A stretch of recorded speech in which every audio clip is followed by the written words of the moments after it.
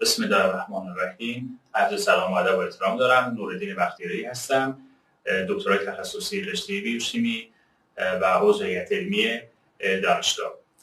موضوعی که در این رابطه می‌خوایم صحبت کنیم در ارتباط با یک محصولی به اسم محلول دهانشویی که با ادعای ضد ویروس را در 2 دقیقه به صفر برسونه و ویروس کرونا را 100 بار تیتر اون در همین مدت زمان کاهش بده و همچنین عدم تاثیر اون بر روی باکتری ها بود، چون که ما 700 نوع باکتری مفید داخل دهانه و این باکتری ها از رشد قارچ‌ها و بیماری های دهان و لثه گیرنده های خودش متصل بشه. آمونیوم کلراید که از تکثیر ویروس جلوگیری میکنه و یک سری از نمک های آنیونی و غیر آنیونی که باعث میشه که پوشیده ویروس از بین بره و ویروس لیز بشه و نتونه هیچ گونه عملکردی داشته باشه.